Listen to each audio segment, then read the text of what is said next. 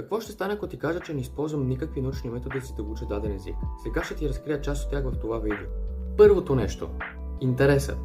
Не обичам да уча неща, които не са свързани с моите интереси.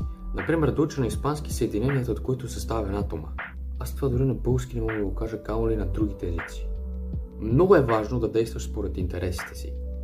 Ако си спортист, научи всичко свързано с спорта. Ако си писател или обичаш, да кажем, да слушаш приказки, слушай ги на даден език или даже можеш да си създаваш свои съчинения. Ако си учен или обичаш науката, научи съединенията на атома на испански. Поне на теб ще ти помогне. Втория метод са говоренето и слушането. Тези две неща, изобщо не бива да бъдат подценявани.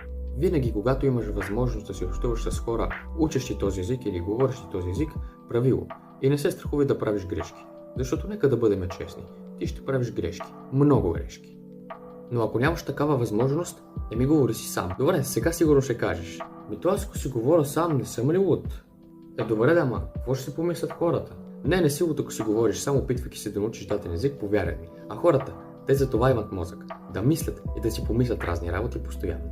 И третия метод, който искам да ти споделя, са реалните очаквания. Сега няма да ти кажа как аз научих всеки един език свободно за ниво не C, а D5 за само 3 месеца, както всички хиперполиглоти тук. Не си мисли, че е кратък процес. Даже да те успокоя, много е дълъг процес. И всеки, който твърди, че е научил даден език, който няма нищо общо с другите езици за само 3 месеца свободно, не го науча свободно. Например, аз уча гръцки усилено от около 5-6 месеца, за да стигна до някъде. В никакъв случай не мога да кажа, че знам абсолютно всяко нещо, абсолютно всяка сричка на този език. Даже мисля, че имам много още работа в говоренето и в разбирането. Изучаването на даден език е бавен процес и това е неизбежно, но ако ти си постоянен, непременно ще успееш. Това са само част от нещата, които правя. Ако искаш втора част, можеш да ме последваш, да споделиш видеото с още хора и да коментираш как ти учиш даден език.